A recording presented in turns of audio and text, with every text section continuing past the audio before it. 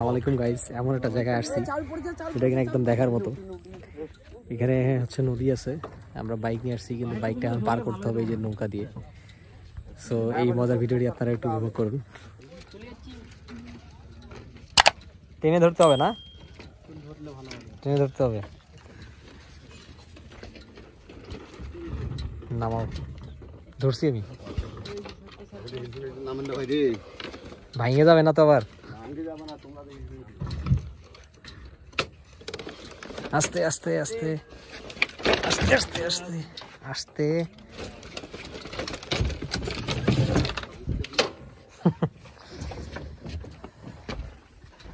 অনেক রিস্ক। হ্যাঁ, অবশেষে ওই পারে যাইতে হবে না? নৌকার মধ্যে নামানো শেষ। এই সেই নদী।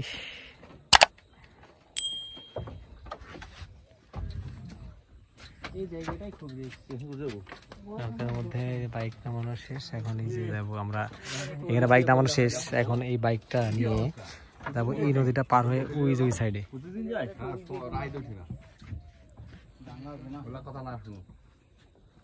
ঠিক ওই যে পাড়ে যাবো, পাড়টা দেখাই।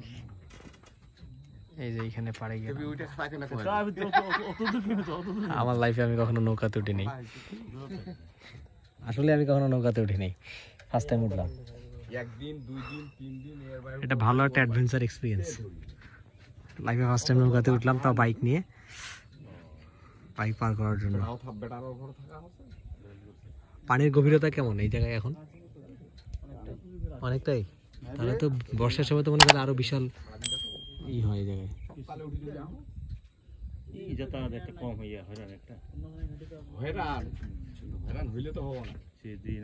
চালের বস্তা নিয়ে যাচ্ছেন? না আমি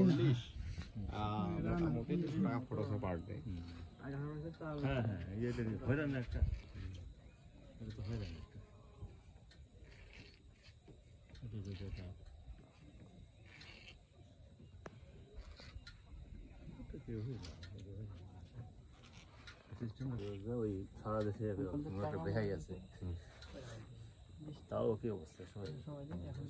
কোনো লাভ নেই, যেতুই যা বলে না, অনেক কিছু নাই, কিছু নেই, অনেক কিছু।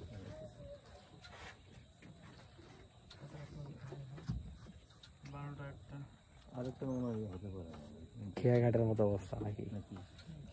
কোন যুগান্তরে খবর, ঘাটের নাম কি? কত খবর আছে, আশ্রমের ঘাট। কোনো লাভ নেই। এই ঘাটের নাম হচ্ছে আশ্রমের ঘাট। ওরা 1 কোটি টাকা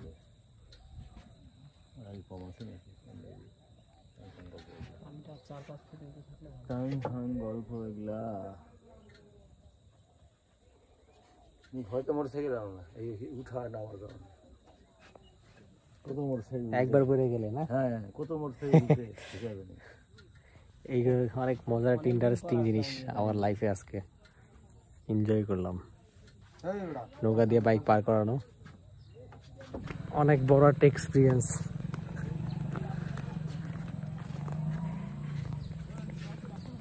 নৌকা দিয়ে নদী, বাইক নৌকা দিয়ে পার করা, নদী পার করা, পার করে এই যে এখন উঠছি, মনে হচ্ছে যে পাহাড়ের চূড়ায় উঠতেছি, এই অবস্থা। এই যে বাইক উঠাই ফেলছি। সো গাইস, যারা চ্যানেলটি সাবস্ক্রাইব করেনি, চ্যানেলটি সাবস্ক্রাইব করে পাশেই থাকবেন, লাইক কমেন্ট শেয়ার করবেন। আজকের ভিডিওটি এখানে শেষ করলাম। হাঁপাই গেছি গাইস, আল্লাহ হাফেজ।